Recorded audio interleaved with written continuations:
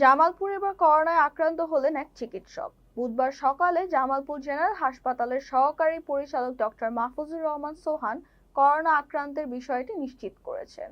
জামালপুর প্রতিনিধি রাশেদুল ইসলাম আইটিভি বাংলাকে জানিয়েছেন, করোনায় আক্রান্ত ওই চিকিৎসকের নাম আবু হাসনাত মোস্তফা জামান।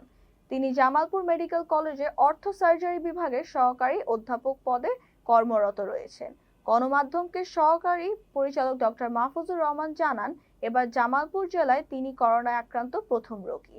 করোনায় আক্রান্ত চিকিৎসক আবু হাসনাত চিকিৎসকদের তত্ত্বাবধানে রয়েছেন।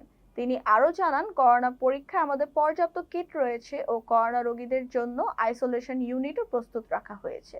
পাশাপাশি করোনা সচেতনতায় জনসমাগমে এড়িয়ে চলা সহ সকলকে মাস্ক পরা এবং যে কোনো সমস্যায় চিকিৎসকের পরামর্শ গ্রহণ করার নির্দেশ দিয়েছে। 50 শয্যা বিশিষ্ট জেনারেল হাসপাতাল জামালপুর মেডিকেল কলেজ হাসপাতাল।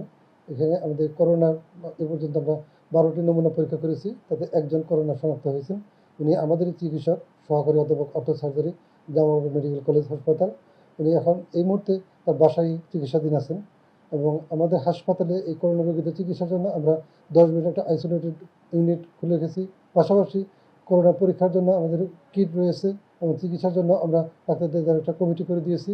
পাশাপাশি এই রোগীদেরকে বা স্বাভাবিক মানুষজনকে করোনা সচেতনতা বৃদ্ধির জন্য আমরা বিভিন্ন প্রচার প্রচারণা চালাচ্ছি এবং তাদের প্রতি উদাত্ত আহ্বান জানাচ্ছি যেন তারা একটা দূরত্ব মেনটেন করে চলে।